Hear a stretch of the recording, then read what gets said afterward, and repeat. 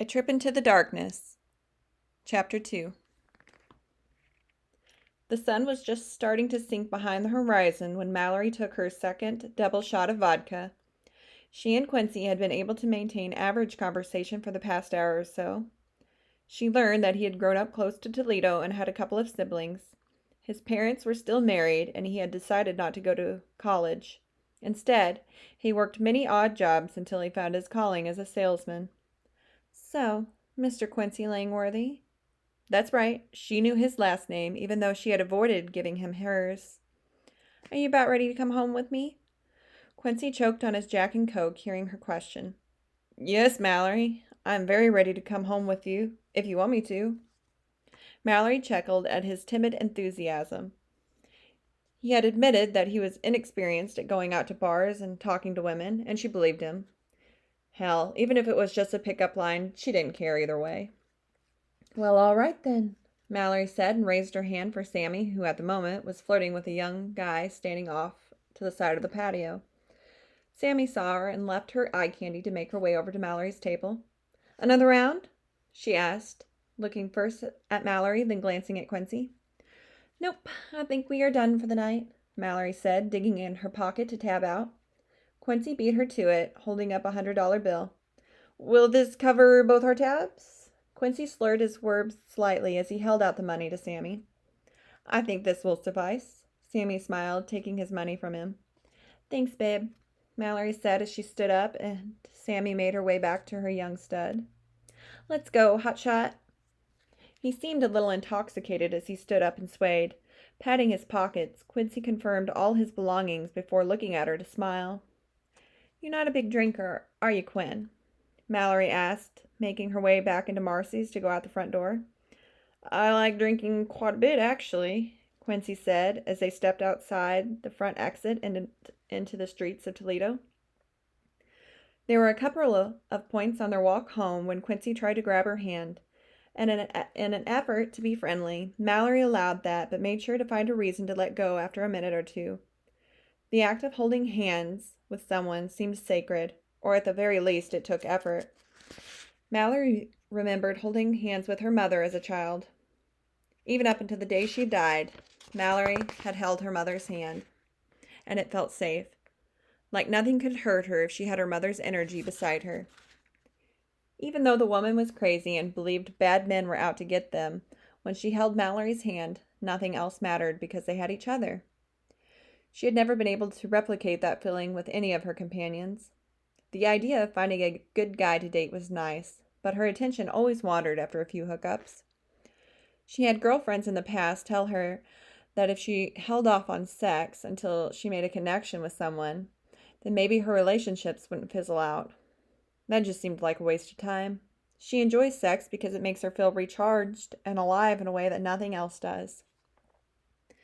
Making it back to her apartment building, Mallory escorted her new boy toy upstairs. As they reached the third floor, her next-door neighbor, Ed, was just closing his door to head out. Ed was in his early 50s and had shaggy black hair and a salt and pepper beard. He had been driving a cab in Toledo for over 20 years, and he had some crazy stories to prove it. Her personal favorite of his stories involved a young guy and his 5 dogs. Sometimes, when she was overly intoxicated, she would knock on Ed's door and ask him to tell her the story about the 5 dogs guy. She liked to think that she had lucked out with Ed. He was a Capricorn with a good sense of humor and had been her neighbor since she moved in almost 6 years ago. He had told her a couple of times in the past that she reminded him of his first wife, young, wild, and sassy. Mallory took that as a compliment, considering his second wife was a hateful swine. Ed had never directly said that, but considering the fact that she used their 2 kids as leverage against Ed and never let him see them while they were growing up was enough evidence for Mallory to label her as such. Personally, Mallory would have loved to know her father and thought Ed would have been a good candidate. He worked 60-plus hours a week, and a good portion of his money went to said ex-wife and kids. She had spent many nights with Ed, telling him about her woes, and he was always supportive and comforting. He would often tell her things like, "Life's a bitch, but it gets easier," and that You just gotta keep living. His pep talks were always nice. Where are you off to this time of night, Eddie? Mallory asked as she pulled out her keys to unlock the door. This time of night? It's not even 8 o'clock, you silly woman, Ed told her while running his eyes over Mallory's new friend for the night. Shoot, you know my schedule, Ed. We can't all be night owls, Mallory told him as she opened her apartment door for Quincy to follow her in. You coming shopping with me tomorrow, kid? Ed asked as he reached the stairs. Of course. I'm out of apples, and someone's got to be there to make you buy your veggies. I'm off at 4 tomorrow, like always. I'll see you at 4:30 then. Good night, Mallory. Stay out of trouble, Eddie told her as he opened the stairway door and disappeared. Somewhere along the lines, it became a routine that they took Ed's cab to the grocery store on Sundays.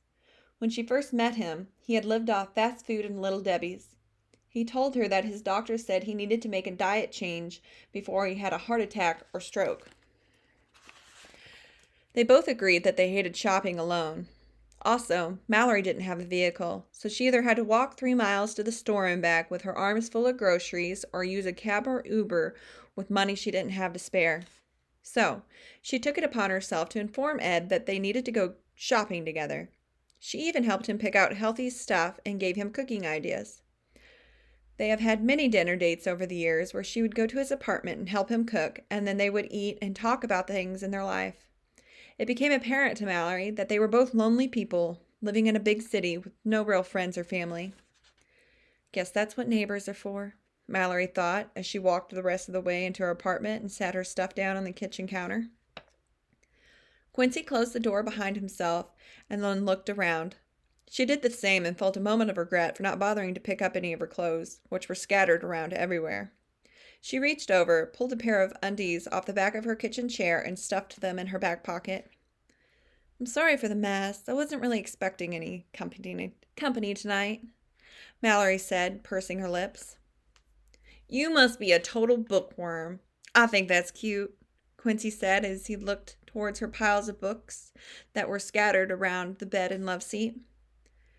Well, I'm getting my master's in literature, so I better like reading, or else I'd be a real idiot, she answered, looking at Quincy, who had walked over to her love seat to sit down. Smart and sexy. That's a dangerous combination, he said, looking her up and down with a spark of lust in his eyes. Mallory smiled and began unbuttoning the rest of her shirt before unbuttoning her pants and sliding those off. Clad only in panties because she hated wearing bras and refused to put those on her body, she smiled at him. Quincy's breath caught as he took her in, and he leaned forward on the couch. She could feel his lust simmering around her, and it made her hot and needy. Moving towards the love seat, she straddled him, while feeling the zing of his energy flow into her. After a hot makeout session, where Quincy took the initiative and showed some dominance, they ended up in her bed. He had come prepared with his own stash of condoms, and after licking her sensitive pussy, he had confidently guided his dick inside of her. His hand placed gentle pressure on her throat during the majority of it, and she had been pleasantly surprised when he hadn't cut off any of her airflow. Instead, he had restricted her blood and fisted her hair, causing her to come multiple times.